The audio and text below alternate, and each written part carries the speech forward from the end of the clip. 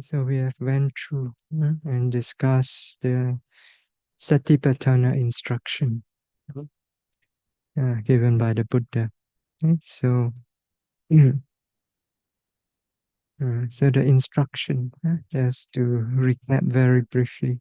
So Buddha says the bhikkhu or the yogi should dwell in a contemplation of the body in the body, or feeling in the feelings, consciousness in consciousness, Dhamma in Dhammas. So, so to dwell in a contemplation, dwell, that means the mind must remain continuously in the state of contemplation. And contemplate means to note continuously, with mindfulness, note continuously, moment to moment, relentlessly, without a break. Mm. And also body in the body and so on. That means not precisely. Every moment when you note, the note must be precisely on the object. It must hit the target precisely. That means it's able to pick up the nature of the object precisely, clearly, sharply. And as you're noting in this way, so the noting mind must be accompanied by the quality of ardent, energetic effort, mindfulness, and clear comprehension. Mm. So, and as a result of noting like this, every moment when you note, there's no opportunity at all for the hindrances to arise. So the mind remains pure continuously. Okay? Mm. Mm. In this instruction, the Buddha mentioned three qualities, three mental states that must always arise each moment of noting: ardent, energetic effort, mindfulness, and clear comprehension. Okay? Mm. Now, here Buddha only mentioned three, but actually these are not the only three mental states that are present. Okay, so there are other mental states that are present as well. Okay, but the Buddha only mentioned these three because these are the three main ones that contribute most directly to the development of insight. So they are the most important ones. Okay? So, but does not mean that there are other mental states are not present. Okay? So, for example, there are what we call the five indriyas, the five mental controlling faculties. Okay? So, the faith, energetic effort, mindfulness, concentration, and wisdom. Okay? So, as we develop the practice, these five are also developed along. Okay? And among these five, only some of them uh, mentioned among the three qualities that the Buddha mentioned. Okay? The first one, faith, is not mentioned, right? In the Satipaṭṭhāna instruction. But that does not mean that faith is not present. Okay, so saddha must be present each moment when you know. Okay, so uh, so if faith is not present, your noting will not have any driving force behind it. Okay, so because faith must be present, because when faith is present, it fires up the mind, it inclines the mind to note with enthusiasm, with confidence. Okay?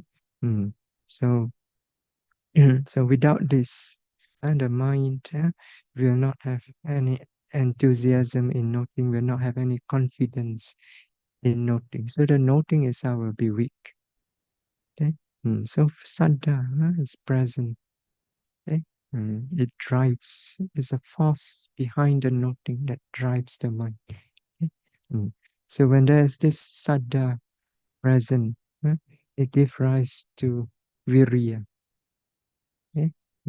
So virya is mentioned in the Satipaṭṭhāna instruction as ardent atapi or atapa virya.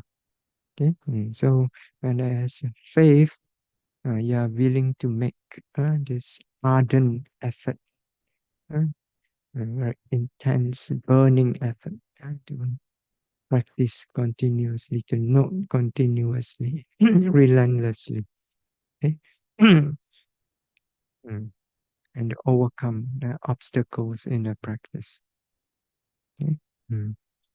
So when virya is present, there's energy, there's effort in the mind. Okay? And this effort is directed to bring up mindfulness, okay? Which is another of the controlling faculties. Okay? So mindfulness, of course, is mentioned in the Satipaṭṭhāna instruction. Okay?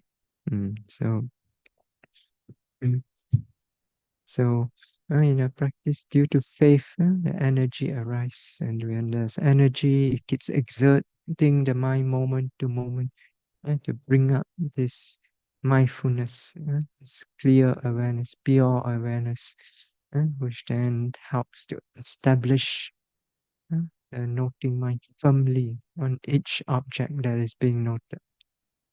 Okay? So, so through this continuous development of mindfulness, okay? So moment to moment to moment mindfulness, gradually, because with mindfulness present moment to moment, the noting mind is being established repeatedly again and again, each moment of experience as noted. Okay? So due to this, over time, samadhi develops. Okay? So samadhi is another of this indriya, controlling faculties. Okay? So this one is also not mentioned but hinted at in the Satipaṭṭhāna instruction. Okay? So hinted at where? When Buddha says overcoming covetousness and grief with regards to the world. Okay? So overcoming the hindrances, that is samadhi. Okay? That's the work of samadhi. Okay? So when once samadhi is established, the state of concentration is established, then all the hindrances are cleared away from the mind. Then clarity of mind arise, panya arise, which is another controlling faculties. This one also mentioned in the Satipaṭṭhāna instruction as sampajanya, clear comprehension. Okay? So among these five, you see, saddha and samadhi is not mentioned by the Buddha. Okay? That doesn't mean they are not present. Okay? When you know, every moment when you know this are also present. Okay? When it's well developed, you will feel it more clearly. Okay? Mm. So, this wisdom or clear comprehension, it arises only when samadhi has been developed and established. So, samadhi, concentration, is a necessary condition for wisdom or clear comprehension to arise. Okay? So, uh, wisdom or clear comprehension is the clarity of mind that discerns clearly the nature of the mental physical phenomena as it is, as they are. Okay? So especially discern clearly the nature of impermanent suffering and non-self. Okay? Mm. But so it's the clarity of mind. But in order to be able to discern clearly, okay? So first we need to clear away all the distraction, all the hindrances from the mind, all these hindrances that obstruct or prevents the mind from discerning clearly. We need to clear this away from the mind. Okay? Then only wisdom can arise. This clarity of mind that discerns clearly can arise. Okay? And clearing away these hindrances, distraction, this is the job of samadhi, of concentration.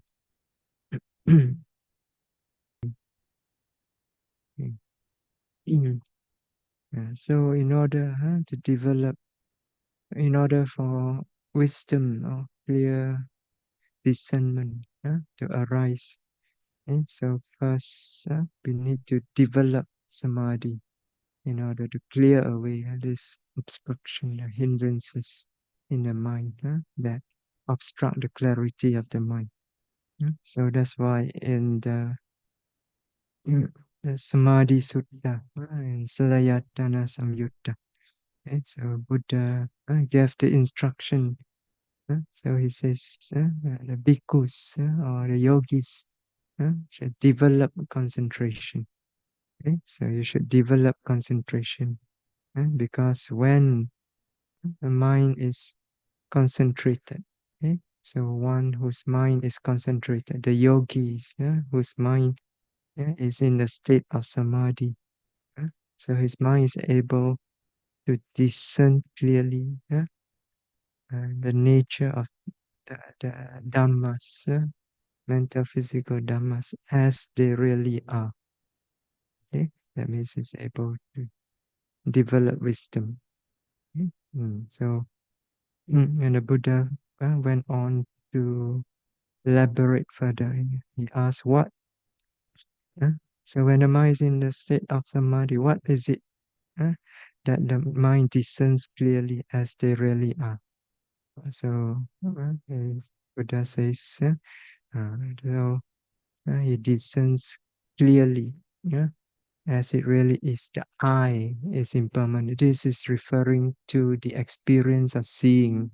When you note the experience of seeing. So Buddha says, when you note and the mind is in the state of this samadhi, okay, you discern clearly uh, as it really is. The I is impermanent. The I means the eye sensitivity. Okay? Mm. Then it discerns clearly as it really is. The visible object is impermanent. A visible object means the colors. Mm. So it discerns as it really is. Eye consciousness is impermanent. It discerns as it really is. Eye contact is impermanent. So he discerns as it really is. A feeling born of eye contact is impermanent. Okay? So this uh, objects, the eye sensitivity, the visible object, eye consciousness, eye contact, feeling, born of eye contact. These are various mental, physical nature, nama rupa dhamma. So when you note the experience of seeing, and you note it clearly, and the mind is in the state of this samadhi. And in vipassana meditation, that means kanika samadhi. In that moment, there's this momentary concentration. In that moment, you are able to discern clearly this uh, various mental, physical nature that are present in the experience of seeing. Discern they are impermanent. Yeah? Mm. So, so only when the mind is in the state of this samadhi, and we'll be able to discern yes, nature impermanent clearly. And of course, if we are able to discern nature impermanent, uh, following from this, and also the nature of suffering, nature or non-suffering, will also be discerned clearly. Mm. Because they are related. Okay? Mm. So, so that's why Buddha says, develop samadhi. Okay? So when samadhi is developed, when the mind is in the state of samadhi, and when you note the experience, you'll be able to discern clearly, with this wisdom. Okay? That it's impermanent, it's suffering, non-self. This is vipassana insight. Okay? Mm. So, so only in the state of samadhi you'll be able to discern this.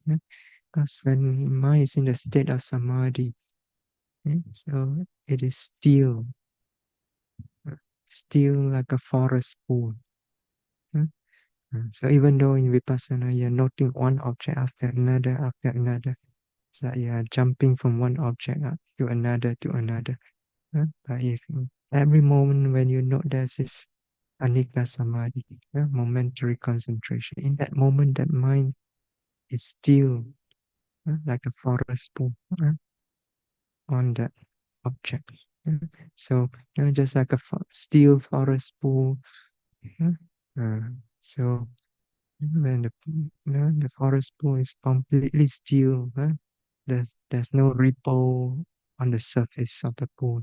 It becomes like a mirror that reflects clearly the forest that is above. Okay? So similarly, when the mind is in that state of samadhi, when it notes the object, is like this still forest pool. Okay? Like a mirror, it reflects clearly the true nature of the object that is being experienced. Okay? Mm. Mm.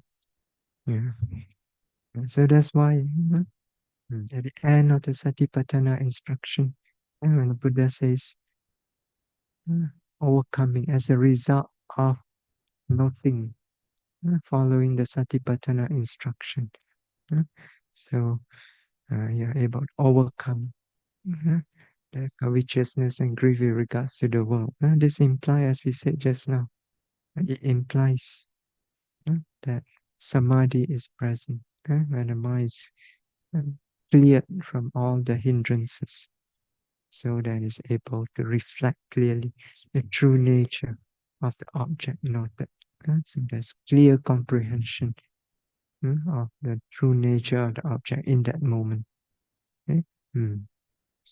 So as we develop Satipaṭṭhāna, following the instruction given by the Buddha, so it is samadhi is developed along, okay? So which leads to clear comprehension.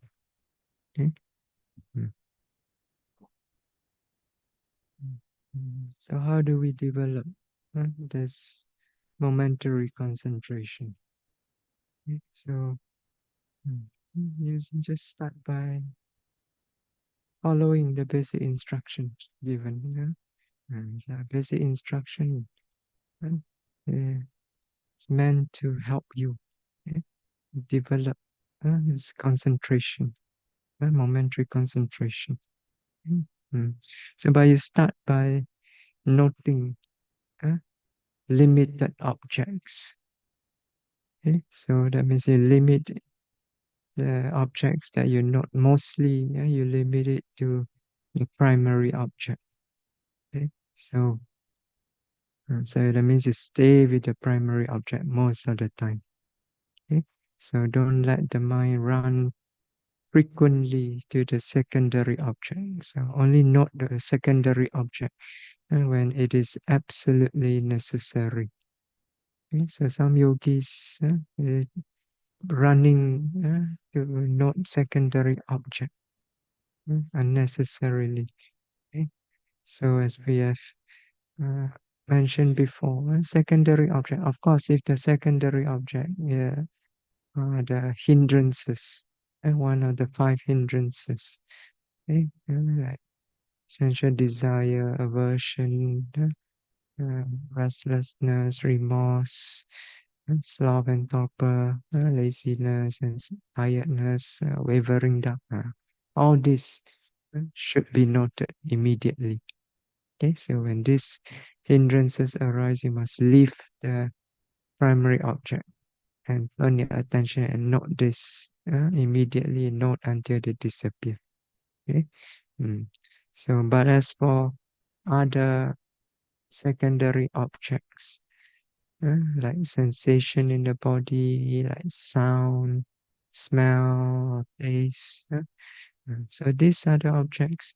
If they are not prominent, if they do not hold the attention away from the primary object, you can ignore them. Okay, so don't go and note them. You're aware they are there, but hold your attention uh, continuously on the primary object. Okay, so only when they are prominent, okay, that means that pull your attention away from the primary object, and then only you turn your attention to note them. Okay, and you note until it disappear, and then again return to the primary object. Okay, so in this way, you stay with the primary object most of the time. Okay, so you limit down the objects, mostly just to the primary object. Because if you, in the beginning, if you try to note too many objects, let the mind run to this object, run to that object as it likes. huh? Because noting mind, the mindfulness, concentration not sufficiently developed yet. huh? So the noting mind will not be able to handle so many objects. Okay? Then it will end up restless. Okay? Mm. So limit down to the primary object most of the time. Mm. So the primary object also should be a gross object. So usually it will be a physical object that is gross, like a rising, falling, for example. So so it needs to be gross. The primary object needs to be gross so that it can hold the attention of the mind, uh, so that uh, the mind can follow it continuously, note it continuously. So only the mind can note it continuously, then the mindfulness and concentration will develop. Okay? So if you take a primary object that is subtle, so we cannot hold the attention of the object. So and then the mind keeps wandering away again and again. So then the mindfulness cannot develop, concentration cannot develop. Okay? Mm. And objects also, the primary object also should be a simple object. Rising, falling, sitting, touching, lifting, pushing, placing. These are all very simple objects, not complicated. Okay? So you don't complicate it in the sense that you have to think about them. Okay? So rising, falling, you don't have to think. It's just there, up and down. Right? Sitting is just sitting. Touching is just touching. Sensation of touching. uh, Walking meditation, lifting, pushing, placing. Nothing implicated about it. uh, So simple enough, uh, so that the mind can just follow it continuously without having to think about it. Then you can follow it continuously, flow with it, you can sink into it. Mindfulness and concentration can develop. Uh,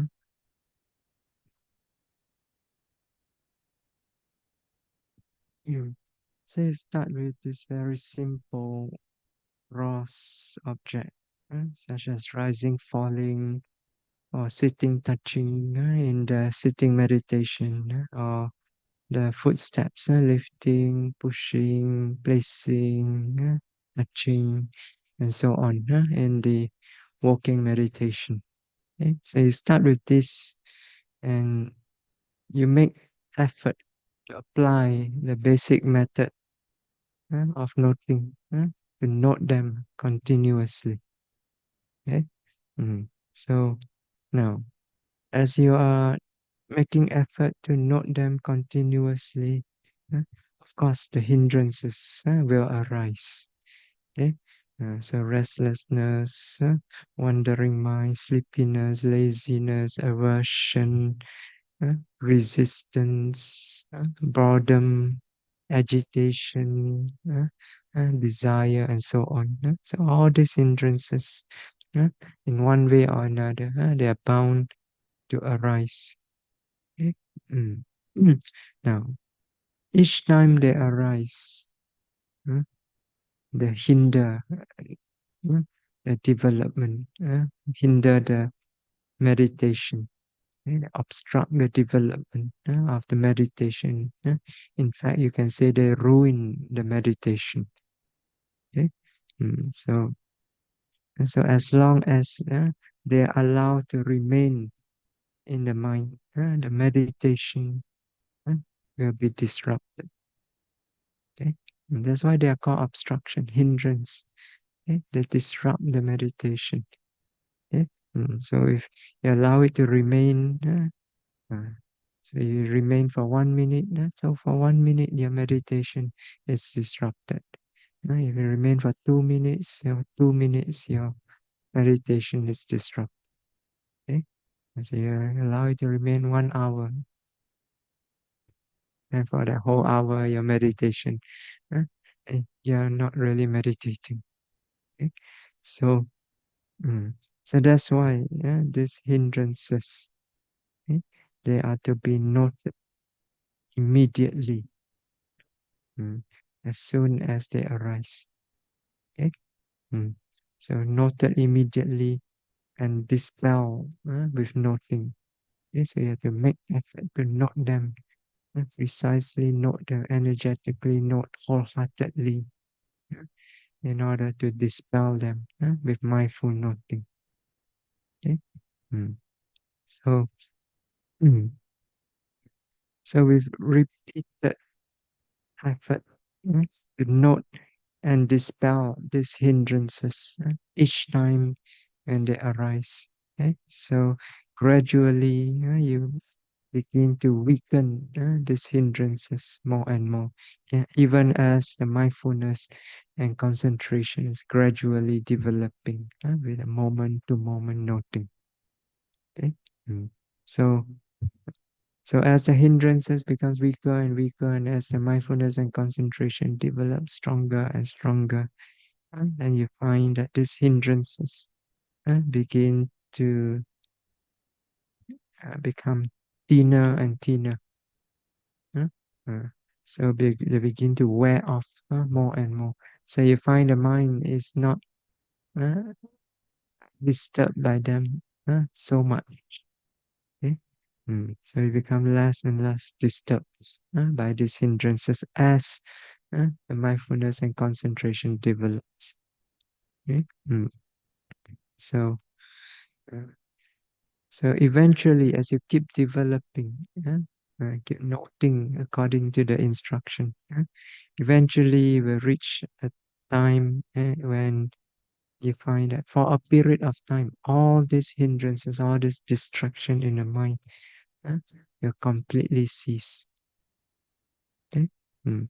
So when it completely cease, during that time, you find only pure noting mind occurs continuously, moment to moment to moment, only pure noting mind. Okay? And each moment, this noting, pure noting mind occurs. It falls. uh, It falls repeatedly. It falls closely on the object with each noting. Okay? So it falls closely on the object as if the noting mind is being thrown into the object, or as if the noting mind plunges into the object. Okay? So moment to moment when you note, because this pure noting mind occurs continuously, and moment to moment as if the noting mind plunging into the object again and again. Okay? So when this happened, you can say this kanika samadhi, this moment to moment concentration has developed.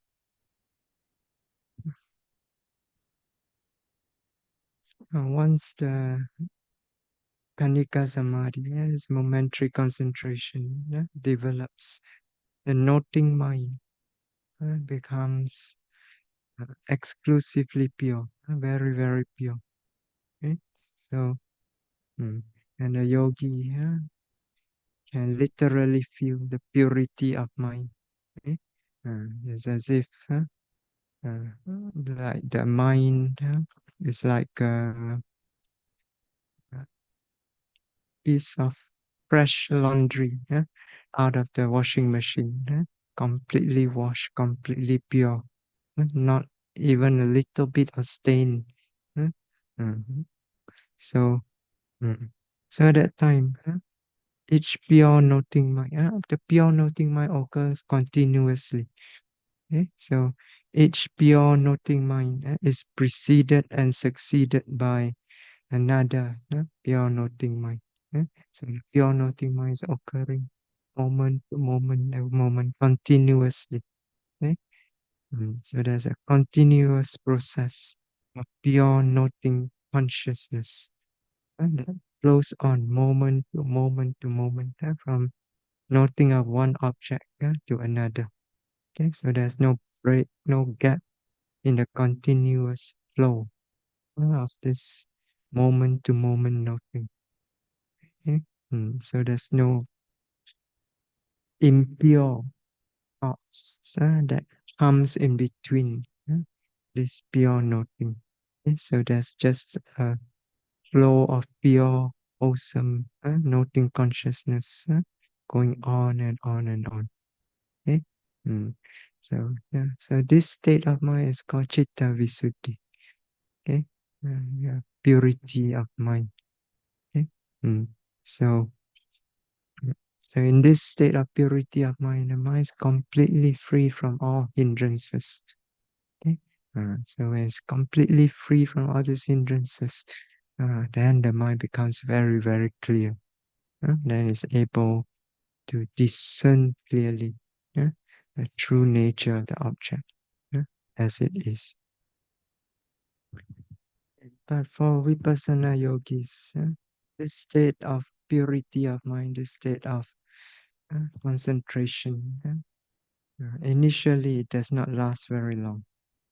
Okay, it may last for a few minutes, maybe 5 minutes, 10 minutes if you develop it further. Right? So, but initially it does not last very long. Yeah?